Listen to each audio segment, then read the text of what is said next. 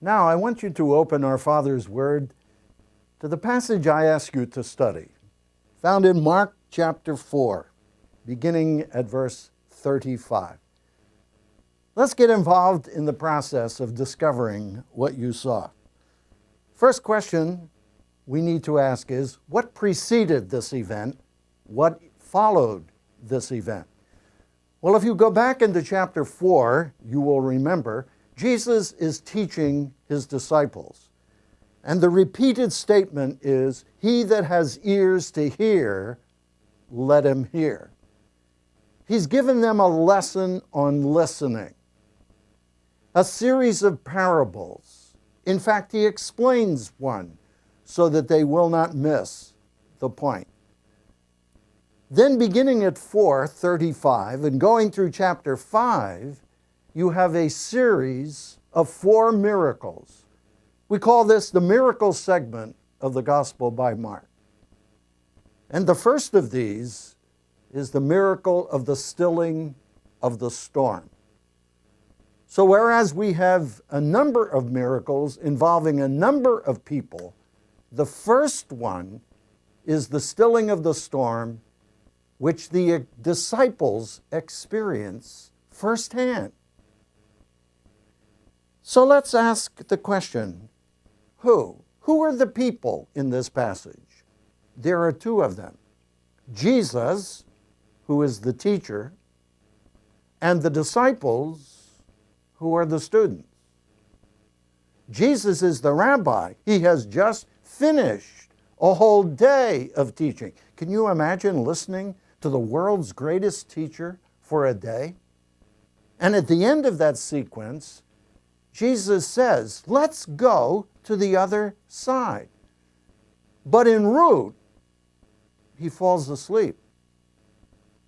And it's at that time that a great storm arises. So I want you to see the interaction between Jesus and his disciples. For example, what did Jesus say? Well, I just quoted it. The first thing he said is, let's go to the other side. I want you to keep that in mind, because when they get to the middle of the lake, the disciples are convinced they're drowning. And remember, the disciples were professional fishermen. They had seen this experience many times in their life. But as far as they were concerned, this was it. We are in the process of drowning. The second thing Jesus did was to rise and say, hush, be still. And the text says there is a great calm. So we're to understand this is something other than ordinary. If you've ever been on a sea or in a body of water, a storm comes up. At the end, there is not a great calm. There is the surging of the water, sometimes for hours, even days. This is a miracle. The calm is evidence that hush, be still, is the word of someone who even controls the elements. And then he comes to the disciples with 2 interesting questions. How is it that you, and you is emphatic in the text, how is it that you, of all people, have no faith? Who? The men who just heard the lectures. My friend, you don't develop faith by listening to lectures. You develop it in the laboratory of life, and that's exactly where they are. And then that penetrating question, why is it that you, of all people, are so fearful? Faith and fear are like oil and water. They do not mix. The 2 things you will remember that the disciples said, underline them in your Bible. Teacher, don't you care that we're in the process of perishing? The implication, at least you could help to bail out. And then at the end of it, who is this that even the wind and the waves obey him? It's obvious he's characterized by something other than manness. Where did this take place? Well, it took place on the Sea of Galilee. It's approximately 8 miles wide, 13 miles long. It's 690 feet below sea level. The prevailing winds come from the west, down those valleys and onto that sea. I have been there and seen this firsthand. I've seen the most tremendous storm I've ever seen in my life come up in 15 minutes. And that's exactly what they are experiencing because they are in this particular location. What's happening? Well, it's obviously a great miracle. A great storm becomes a great calm. It's one of 4 miracles. And while we don't have time on this series to go to the other 3, don't miss them.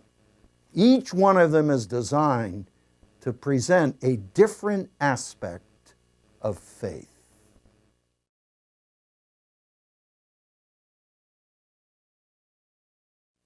We're studying for ourselves a fascinating passage in the Gospel by Mark, chapter 4, verses 35 to 42. And we're learning how to observe. And already we've come up with a great deal of material by simply asking 3 questions. Who, what, and where? Let's take a moment to look at when. What time is it? Well, the text says it's at night. That's a scary scene. It's enough to be in a storm of this caliber, but to be there at night. I can remember as a little boy, we had some vicious thunderstorms in Pennsylvania. They never bothered me, except at night. And when that lightning would strike and that thunder would crash, man, I would go underneath the covers. You see, it adds significance, color to the scene. And then, why was this written? Well, it was written for a number of reasons. The first of which is, it is teaching me that when Jesus Christ is in my boat, it will not sink. You see, they are in the process of a teaching experience. But in order to be taught, you have to be teachable.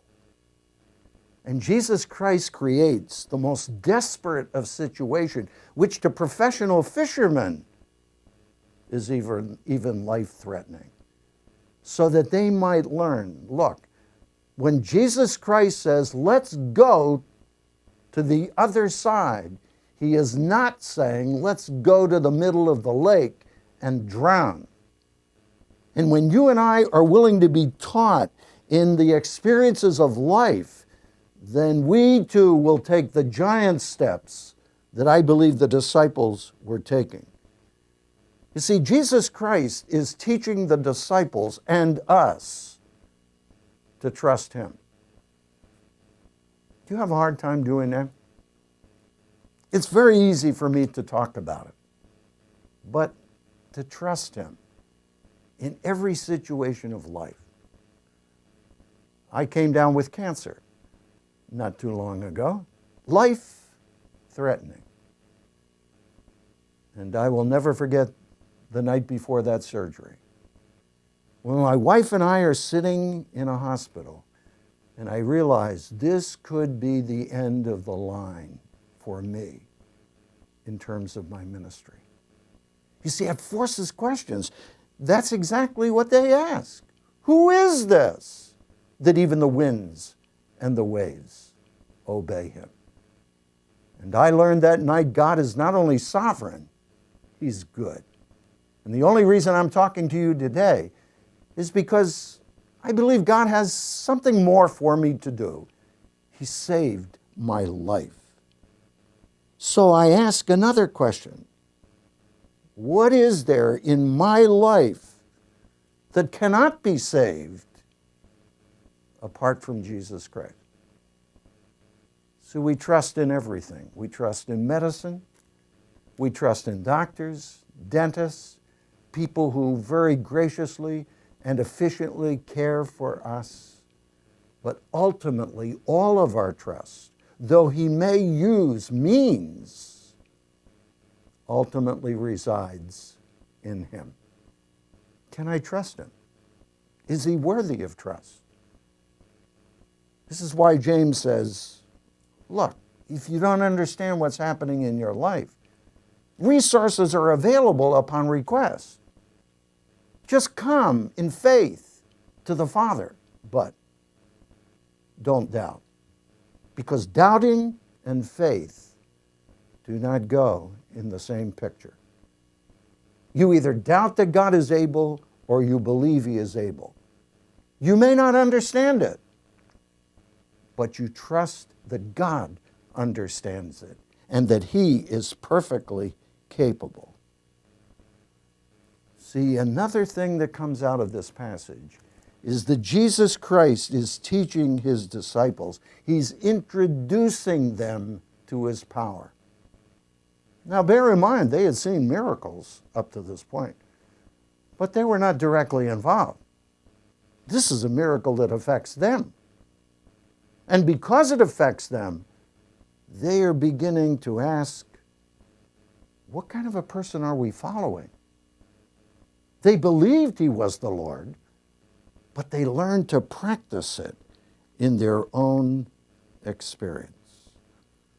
And the last question is wherefore? How well do I listen to Christ's words? When he says, let's go to the other side, that's exactly where you are going. And you can trust him for that. Nothing in my life comes into my life but what it comes across the screen of his will. He wants what's best for me, he knows what's best for me, and he will do what's best for me.